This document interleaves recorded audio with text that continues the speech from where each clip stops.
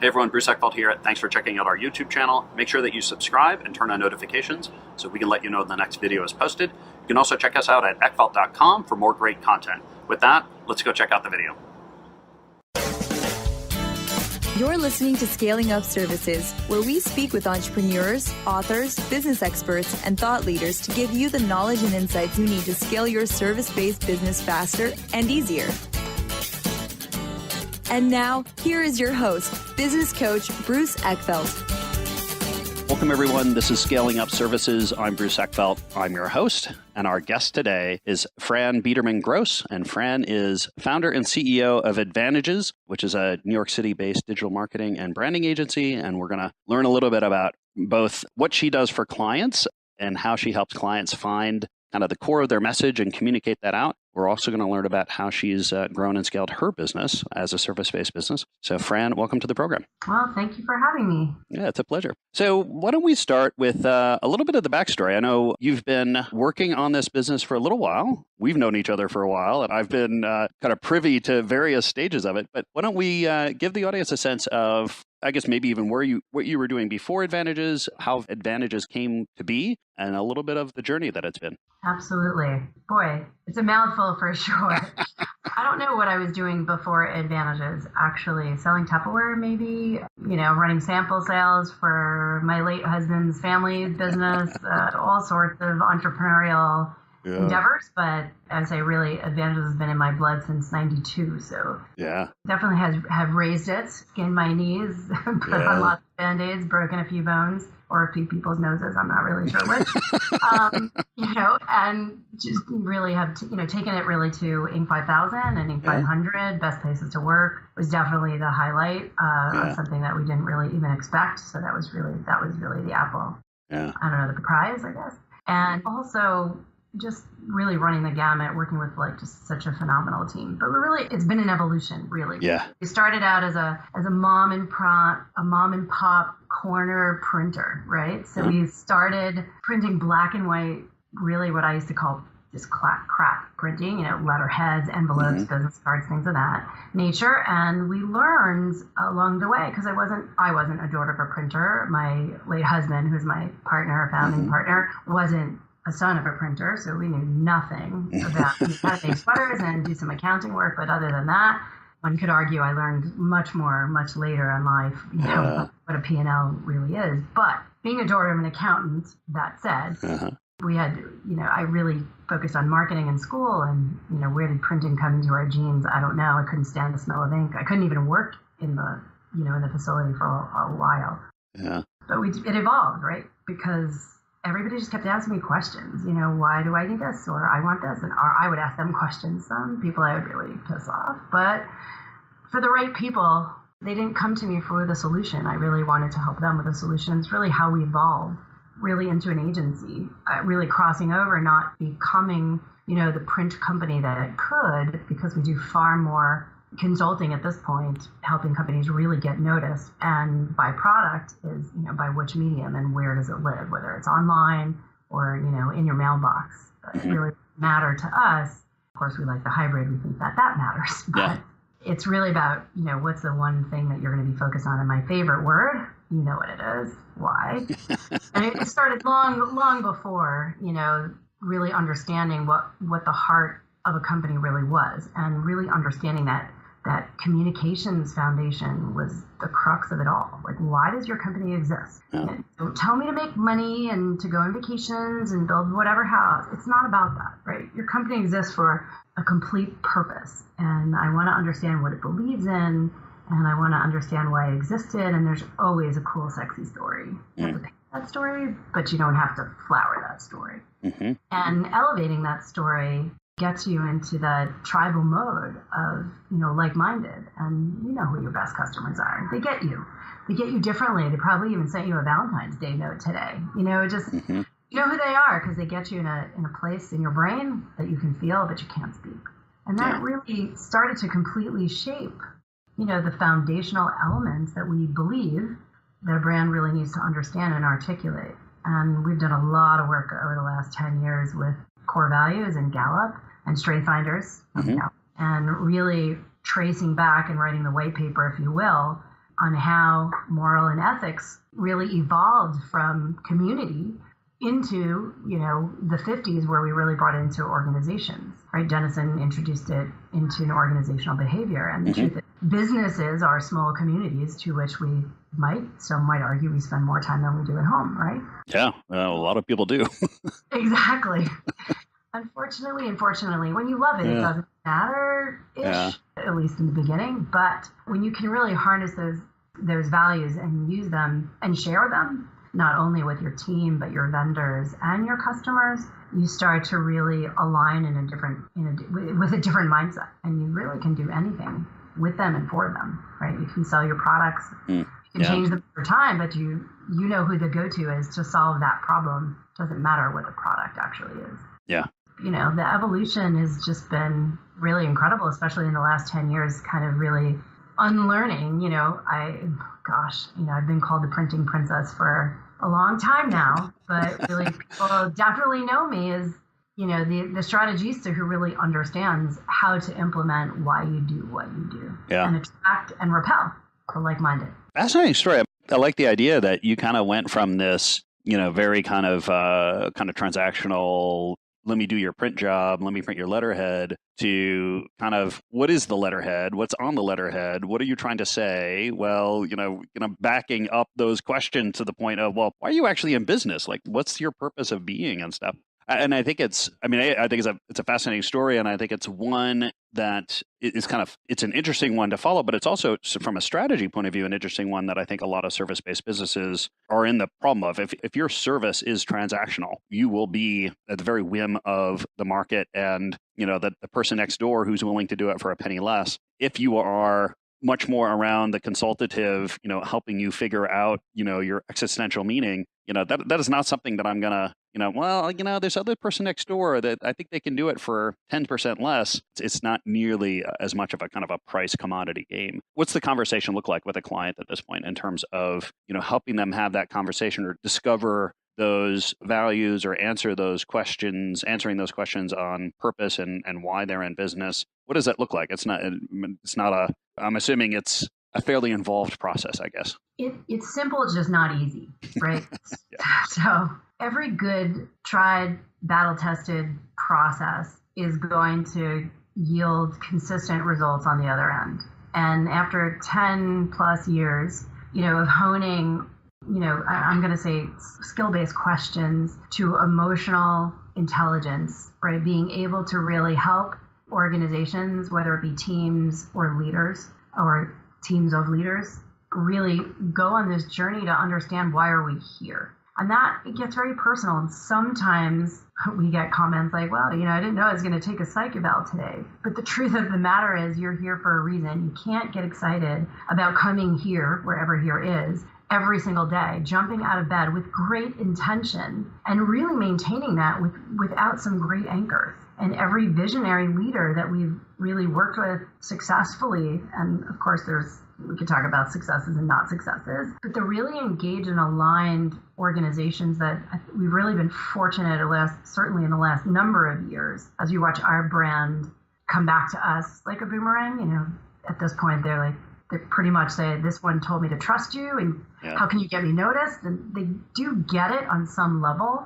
And they evoke a lot of trust into, well, what path are we going, and what does this look like, and how am I going to get to this end result, and why are you able to achieve these, metric, driven case studies, or how could you fill these seats, or fill this room, or create engagement based on this purpose stuff. So making those connections between emotional and commodity is very interesting. When you can change the intentional mindset, and I wouldn't say change, but make them aware why they're here, and you can really help them refine it and articulate it, the work that we do really does not end up in a drawer or on a shelf. And that's the best part about it. You can totally see it come alive. Mm-hmm. And the more engaged the organizations are, the more culturally sound they become. Because really, when you look at, I'm going to say really thriving purpose-based organizations today, or why-based organizations, they have some whacked out culture, right? on some level, or they're not whacked, but they're like, it's like a little bit of a cult. Yeah. There, right? So there's things that happen around their water cooler or in team meetings, or they just do things in a special way, because really what they're doing is they're taking the values, right, that the CEO has this, depicted vision and innate strengths, so you can tie them right back. And he or she, this leader, will create these empowering values that are really meant to empower and inspire others. And that's really when you see it come to life, right? When they bring it to life in their culture.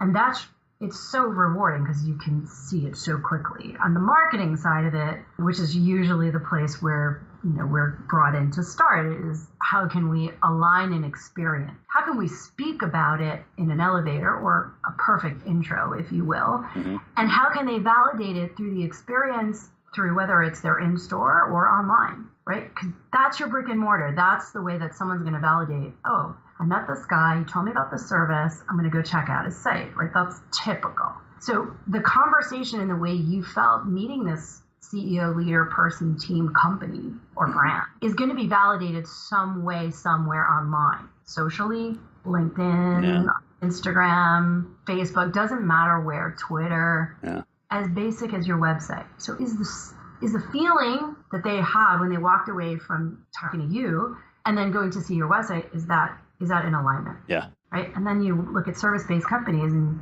this is how we discovered this process was really more of a communications foundation than actually as much as it guides brands. Right. Yeah. So it's really cool to see, because then CEOs a couple of years ago started tapping me on the shoulder going, could you help align my sales team? And they would look at the proposal and go, what? And I'm like, listen, I'm going to pay for myself. Just relax. Yeah. Take your 8 people. 2 are going to naturally self-select because they're not going to align, and we're going to kick up what's going on with your A players, and your B players are going to move up also. Yeah. I'm going to tell you, it works every single time. Not my lines, the result, right? So it's really fun to see how the alignment happened, because all we focus on here in this agency is really helping CEOs and leaders realize their vision, their dreams. What are they really trying to do? Now, when you're not clear on that, we have some work to do. If you really are clear on that, putting the rest of the 5 things that you need together to really get your brand cooking, it's just intentional, right? Core values, why, mission, vision, they live inside your why. Yeah. And story. What's that great thing? What's that great story? What's the great piece of that story that you're going to launch? Right? That's your internal yet external facing document. That's your first piece that you can go outside with. And then watch your mouth. Let me ask a little bit, because you touched on something, and I think it's an interesting and also oftentimes a very difficult discussion with folks, is this whole, you get this right, and it serves as the ultimate both attractor and repellent of people. And I find that some people, that's hard. It's hard to be that decisive. It's hard to kind of take that stand and really kind of swallow the idea that, no, I'm gonna be specific and I don't know about differentiated. So I'm gonna be specific enough about who I am and who I want to work with that some people are going to get turned off. And I always say, that's good. Like, you want that. It's not easy for folks to do. No, there's a lot of unlearning to do. Yeah. It is painful. Like I said, it's simple. It's just not easy. Yeah. What's really amazing, though, is this little thing called the funnel, right? What happens when you put out a campaign and you get your typical requirement? You're hoping to get 1,000 people knocking on your door. And then what do you have to do? You start sifting, right? And you have to respond to all 1,000, identify their sense of urgency, they're willing to pay, determine, here we go, a little Karen cop for you, a little obvious solution, right?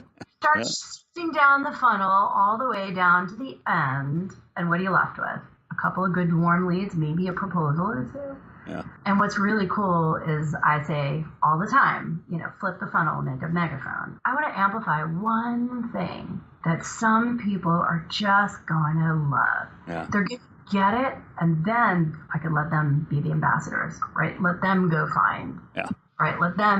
Let referrals really come into a play. But when you can be memorable and consistent with and concise with your communications, you can attract and repel. And to be honest, I don't want to attract so many without repelling. It's exhausting. Yeah, no, exactly. Yeah, it's inefficient.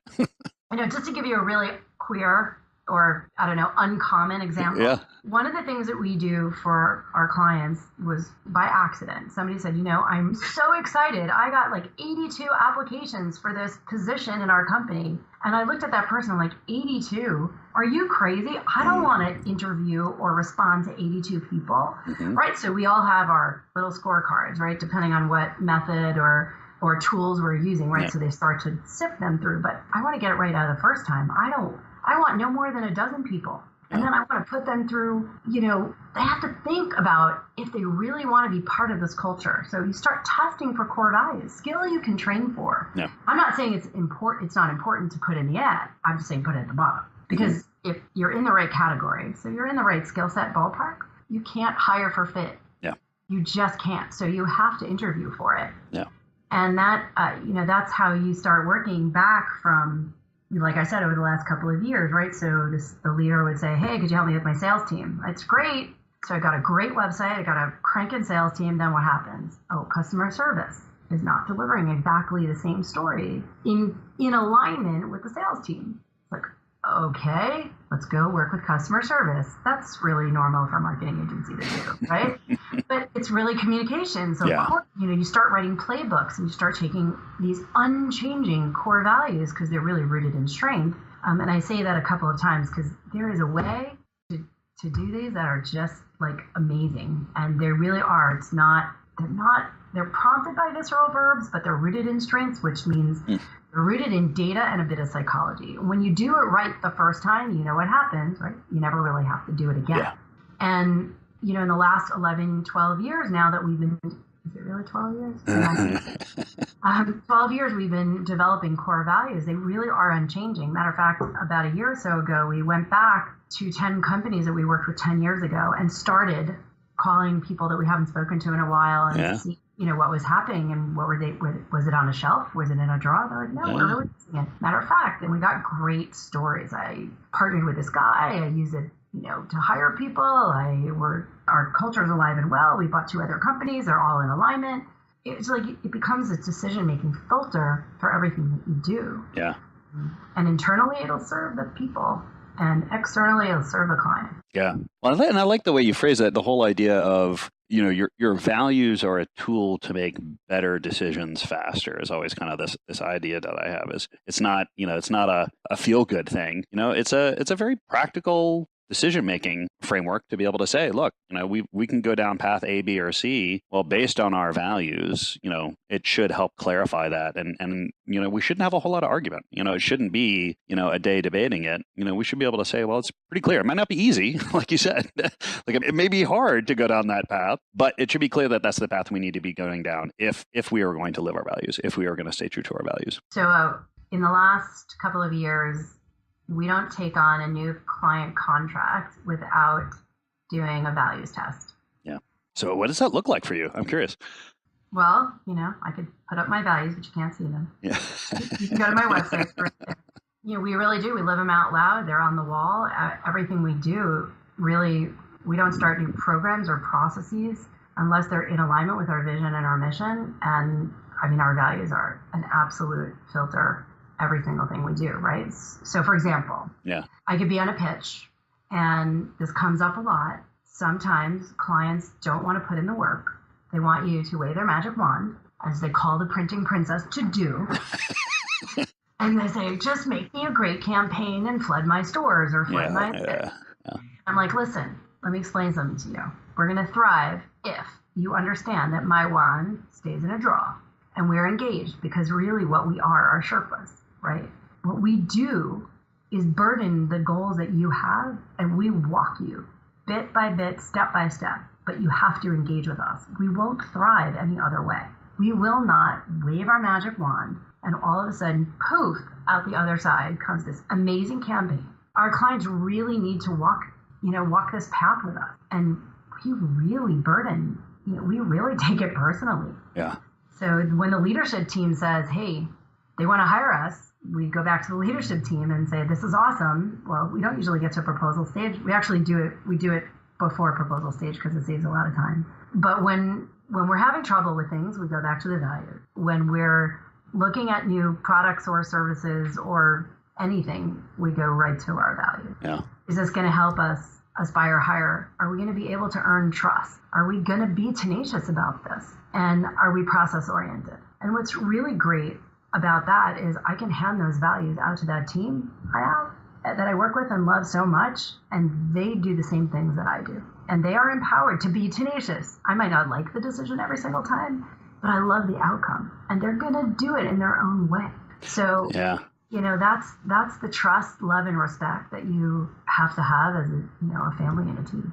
Yeah. Well, and I think it brings up an interesting one, which is, and I think it's one of the challenges that a lot of owners, a lot of founders, a lot of owners have when they, begin to scale the company is they struggle with letting go. They struggle with, I know this better than anyone else, so I kind of have to do this piece, or I have to meet with this client, or I have to do this part of the sale, or I need to do this creative work, and that will keep them, stuck at the level they're at unless they figure out how to let go of this stuff. And I think the values are actually a really interesting way to be able to do that, to be able to say, well, there are lots of ways to kind of, execute on this thing. There's a lot of processes that we could, I want to make sure that the outcome, not only has quality, but is aligned. And by clarifying your values, you can actually ensure that the final product, the work going out the door, the communication with the client, that conversation that you're in the meeting that you're not going to be in, is still going to be on point, is going to be on value by having that clarified above and beyond just a quality level, but a real, what is the underlying message that's being delivered? And you can actually step back from that. And now you can begin to scale. Now you begin to start putting in people in place to scale sales, scale delivery, scale implementation. And I'm not sure people realize that. I think, I still think a lot of people kind of look at the value stuff as being this kind of fluffy, feel good things. And it's a really important, practical, strategic decision-making tool. In more ways than you could ever imagine. By the way, I am no different than any other CEO leader out there. Right? Yeah. I had trouble letting go. My team will call BS on it all the time. But the truth of the matter is, I'm human, right? I'm human, and I want people, to do things, of course, the way that I would like them to. But that's not really true. It took me a long time to say, I'm good in this quadrant. Yeah. My highest and best use. And my job as a leader is to support and inspire the team around me to do their best work, to stay in their quadrants of their highest and best use. And it really does make a difference when you can consistently anchor back to those values, which, and there's so many uses for them, even, performance reviews, where we actually call them scorecards, and they're all based on values, looking at where each individual in the company is doing whatever seat on the bus they have, where they want to shuffle, what leadership pieces, how do they aspire to lead, right? Coaching and leading, you have to have a lot of focus and intention to be able to take time instead of telling people how to do things, but to coach them into a way to encourage them to do it and to figure it out and to be patient enough to do that. And that's really learned over time, as as you coach many great leaders and you watch them evolve. But having those anchored core values is just a game changer. Yeah. And it's amazing to watch a team that has what I'll call key influencers, really people who lead with you, even though you might be the visionary, and those values that you have and the values that they have become shared.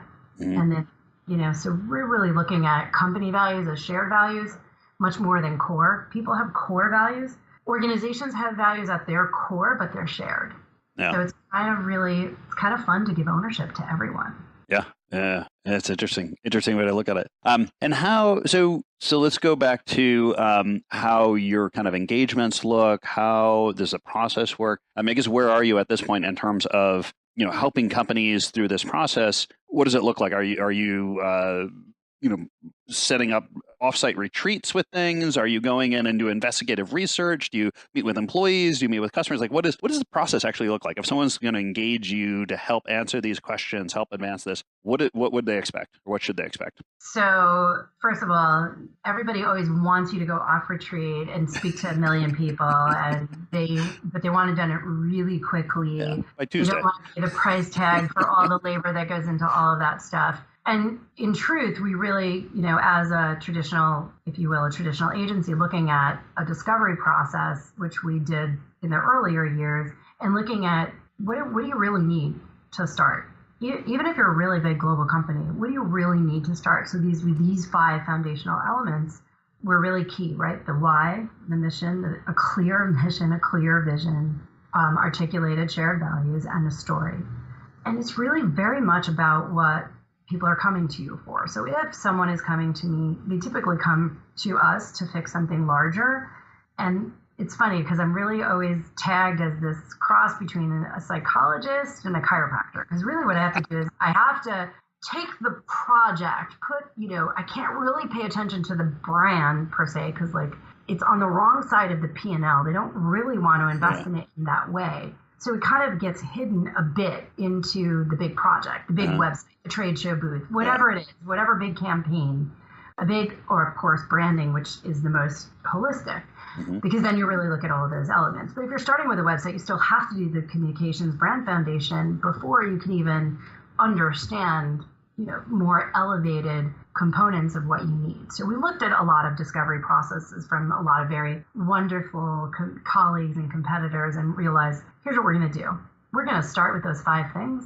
We're going to figure out what you're coming to us for. Sometimes it's just the brochure. Sometimes, it's project driven. And then we'll get through as much of the process as we can and then get past that test and then dive in a little bit deep. But when we really look at it holistically, I'm going to say it's 4 to 6 weeks. I could have this done in 4 to 6 weeks. Now, I could do it on retreat in 2 days. You need more time to digest it. Yeah, exactly. More time to process it. Yeah. You need more time to pressure test it. So we really do this within, I would say 4 is aggressive, but 6 weeks, right? 28 days, you have to learn something. 4 weeks is a little aggressive to adopt. Yeah.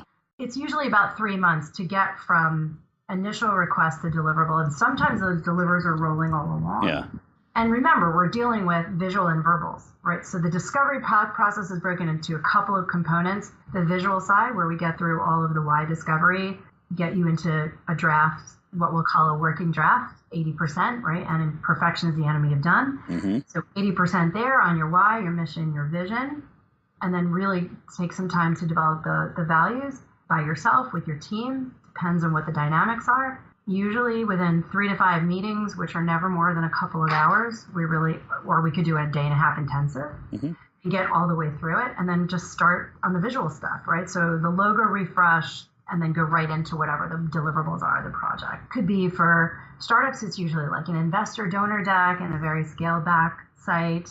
For more advanced companies, it's usually a brand overhaul or a larger project. Could be web, could be trade show. Those are typical larger engagements. They could take a couple, 3 to 6 months, depending on how complicated the website is.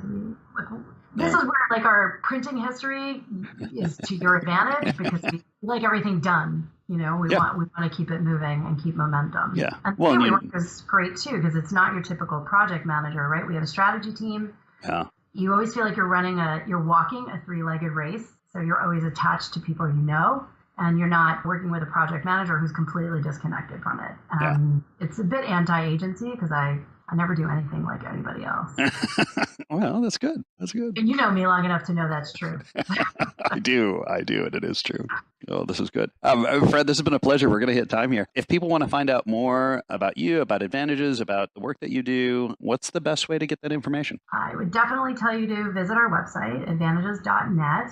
And I would definitely tell you to kind of search me out on LinkedIn. I'm definitely kicking up some vocal, non-verbal pieces. I am getting my pen and paper, if you will, or keyboard out, and definitely much more vocal. I definitely search me out and see some of the stuff that I've written, some of the opinions we have, some of the great award-winning work this team has put together. There's been some really amazing, very emotional, not surprising, campaigns for some nonprofits. We run the gamut from Fortune 100 through local small solopreneurs. It's really fun. Yeah. Challenging, but fun. Yeah, I'm sure. I will make sure the link is on the show notes so people can click through and get that information. Thank you again so much. This has been a pleasure. I always enjoy our conversations. I always enjoy this topic. So this is really special. I appreciate it. Thank you so much for having me. I always love doing things with such a purpose-driven guy. Thank you. And I always look forward to keeping in touch. So we'll have you on again as you advance on things. I appreciate it. Great. Sounds fun. You've been listening to Scaling Up Services with business coach Bruce Eckfeldt. To find a full list of podcast episodes, download the tools and worksheets, and access other great content, visit the website at scalingupservices.com. And don't forget to sign up for the free newsletter at scalingupservices.com/newsletter.